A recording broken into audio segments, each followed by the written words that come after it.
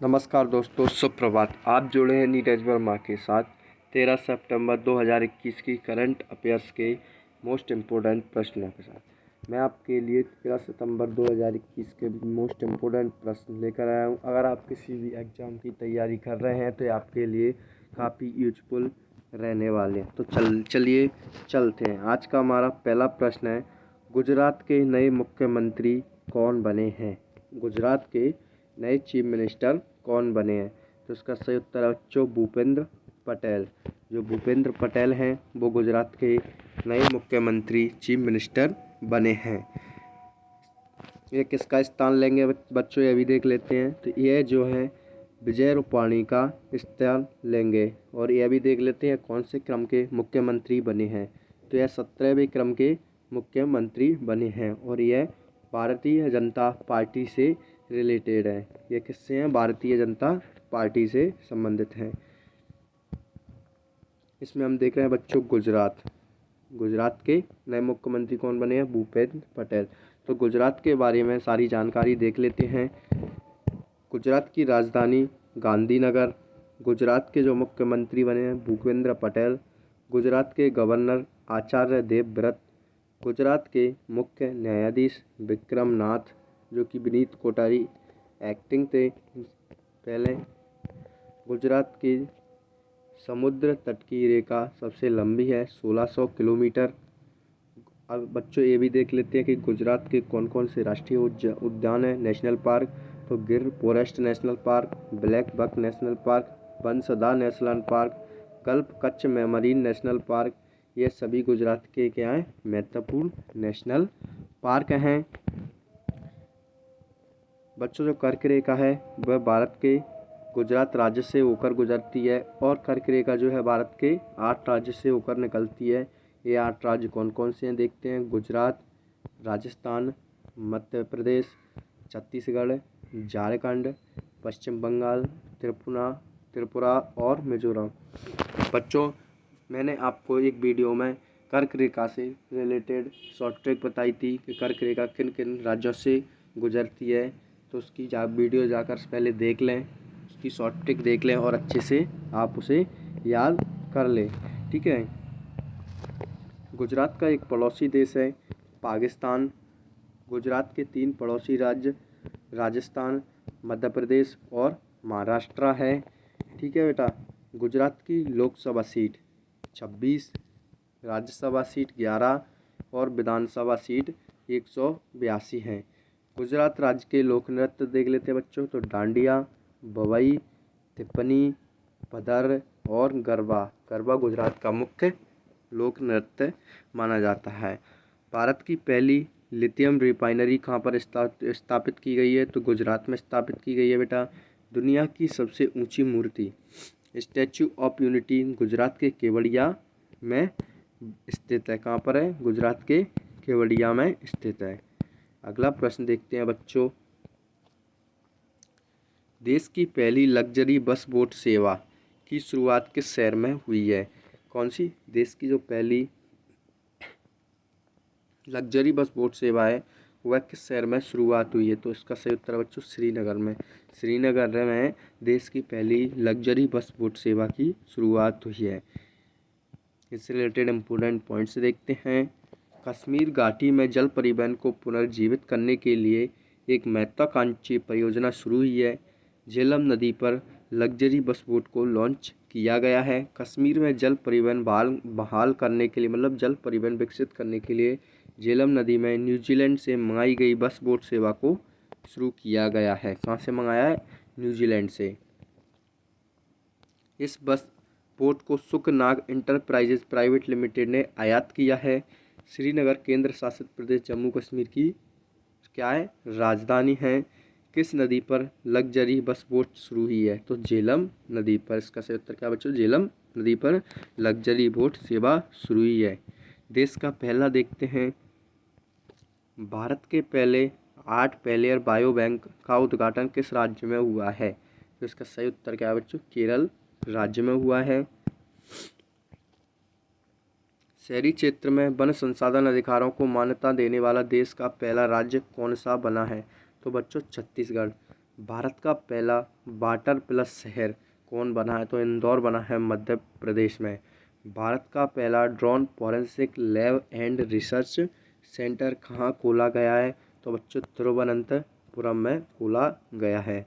Satellite phone से lace होने वाला देश का पहला राष्ट्रीय उद्यान कौन सा बना है? तो बच्चों इसका सही उत्तर है काजीरंगा नेशनल पार्क। बेटा सब वीडियो अंत तक ज़रूर देखना, क्योंकि हम इन सभी प्रश्नों को पढ़ने के बाद एक बार इन सभी प्रश्नों का अंत में जाकर रिवीजन करेंगे, जिससे आपको अच्छे से याद हो जाएगा और आगे आप किसी भी एग्ज़ाम में अच्छे से कर सकते हैं। ठीक है बच्चों, अगला प्रश्न देखते हैं हम अपना। डॉक्टर समीर शर्मा किस राज्य के नए मुख्य सचिव बने हैं? तो सही उत्तर है बच्चों आंध्र प्रदेश राज्य के। जो डॉक्टर समीर शर्मा है वह आंध्र प्रदेश राज्य के नए मुख्य सचिव बने हैं। अब हम पढ़ रहे हैं बच्चों किसके बारे में? आंध्र प्रदेश के बारे में। तो आंध्र प्रदेश के से रिलेटेड पूरी जानकारी देख लेते हैं कि आंध्र प्रदेश कब बना, इसकी स्थापना वगैरह कब हुई। तो आंध्र प्रदेश की जो स्थापना है बच्चों 1 नवंबर 1956 को हुई थी। आंध्र प्रदेश की राजधानी अमरावती, विशाखापट्टनम और कुन्नूर है। आंध्र प्रदेश के मुख्यमंत्री कौन है? वाई.एस. जगनमोहन रेड्डी, जो कि वाईएसआर कांग्रेस पार्टी से रिलेटेड है। आंध्र प्रदेश के गवर्नर विश्वभूषण हरिचंदन। आंध्र प्रदेश के मुख्य न्यायाधीश अरूप कुमार गोस्वामी। आंध्र प्रदेश की जो लोकसभा सीट है बच्चों कितनी है? तो 25। राज्यसभा की सीट कितनी है? 11। और विधानसभा की सीट कितनी है बच्चों? 175। आंध्र प्रदेश के पाँच पड़ोसी राज्य हैं उड़ीसा, छत्तीसगढ़, कर्नाटक, तमिलनाडु और तेलंगाना। कौन कौन से बच्चों? उड़ीसा, छत्तीसगढ़, कर्नाटक, तमिलनाडु और तेलंगाना। 1 अक्टूबर 1953 को आंध्र प्रदेश भाषा के आधार पर गठन होने वाला पहला राज्य बना था। काफ़ी इम्पोर्टेंट प्रश्न है। आंध्र प्रदेश के श्रीहरिकोटा में सतीश धवन स्पेस सेंटर है, यह भी काफ़ी इम्पोर्टेंट है। कोलेरू झील और पुलिकट झील आंध्र प्रदेश की प्रमुख झीलें हैं। नागार्जुन सागर बांध कृष्णा नदी पर स्थित है, यह भी बच्चों आंध्र प्रदेश में स्थित है। नागार्जुन सागर टाइगर रिजर्व यह भी आंध्र प्रदेश में स्थित है। किस राज्य की समुद्री तट की रेखा दूसरी सबसे लंबी है? तो आंध्र प्रदेश की बच्चों 974। और पहले स्थान पर कौन है इसमें? गुजरात। आंध्र प्रदेश के प्रमुख मंदिर तिरुपति बालाजी मंदिर चित्तौड़ और वेंकटेश्वर मंदिर तिरुमाला में स्थित है। ये काफ़ी महत्वपूर्ण मंदिर माने जाते हैं। आंध्र प्रदेश के लोक नृत्य कुचिपुड़ी यहाँ का प्रमुख नृत्य है। घंटा मर्दाला, भामा कल्पम, धीमसा, कोलट्टम और बिलासी नाट्यम यहाँ के अन्य लोक नृत्य हैं। आंध्र प्रदेश के प्रमुख हवाई अड्डे, तो यहाँ का प्रमुख हवाई अड्डा है विशाखापत्तनम अंतर्राष्ट्रीय हवाई अड्डा। ठीक है बच्चों, अगला प्रश्न पढ़ने से पहले बच्चों जिसने भी चैनल को सब्सक्राइब नहीं किया तो बेटा चैनल को सब्सक्राइब कर लो, लाइक कर लो और बेल आइकन का बटन दबा, साथ ही साथ अपने दोस्तों को भी शेयर कर देना, जिससे कि उन तक भी अपनी वीडियो पहुंच सके। ठीक है बच्चों, अगला प्रश्न है हमारा। संयुक्त राष्ट्र विश्व पर्यटन संगठन ने भारत के किन 3 गाँव को सर्वश्रेष्ठ पर्यटन गाँव पुरस्कार के लिए नामित किया है?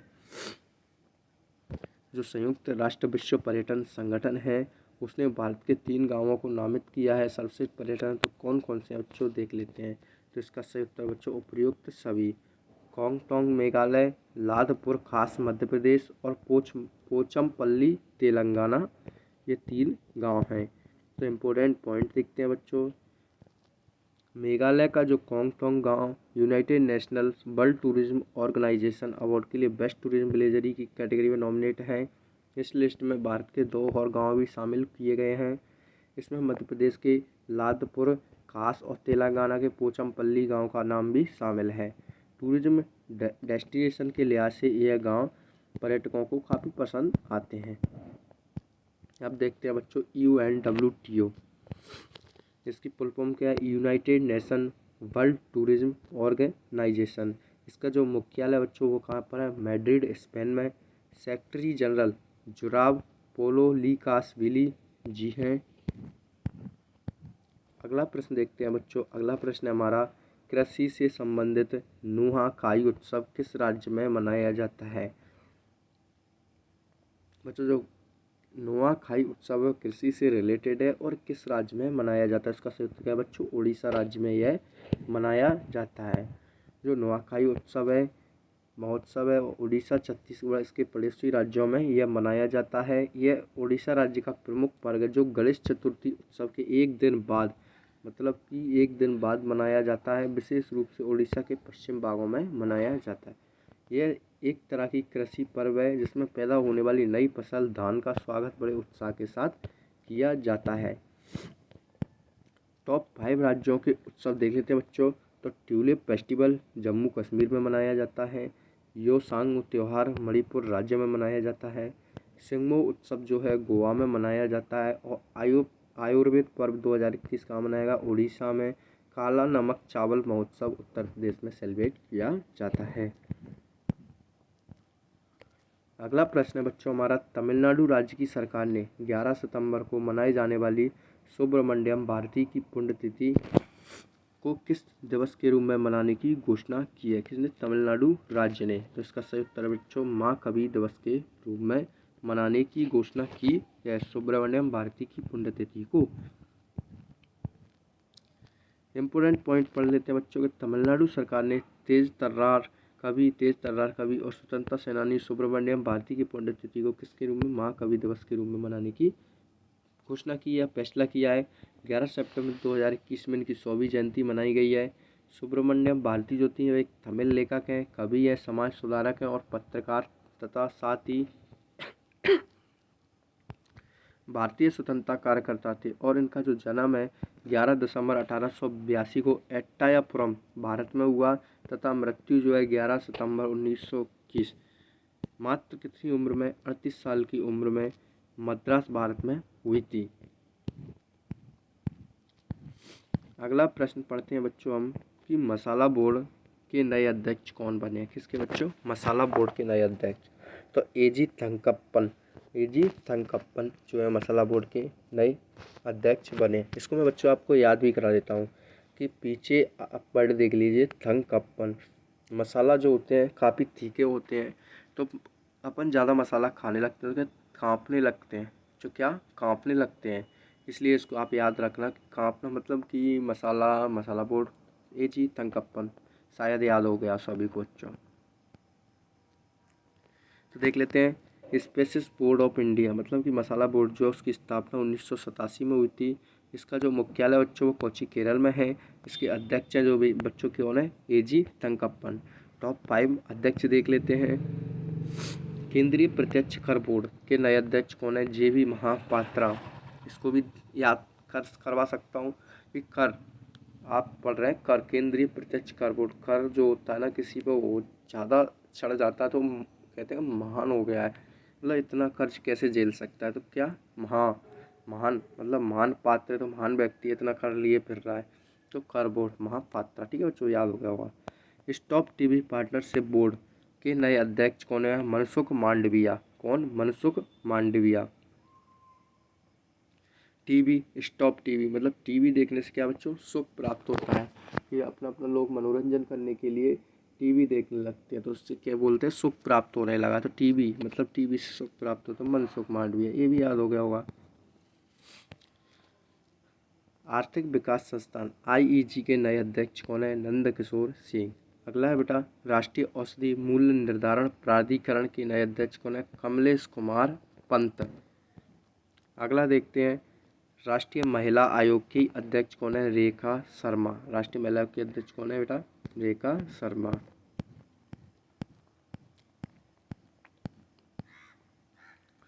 अगला प्रश्न पढ़ते हैं बच्चों, पिरानेसी नामक उपन्यास के लिए किसने वुमेन्स प्राइज फॉर फिक्शन जीता है?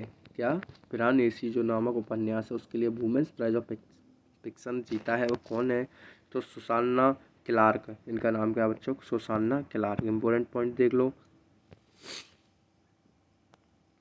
पिरानेसी नामक उपन्यास की लेखिका कौन है? सुसान्ना क्लार्क है। और उन्होंने क्या जीता बच्चों? इन्होंने जीता है वुमेन्स प्राइज फॉर फिक्शन।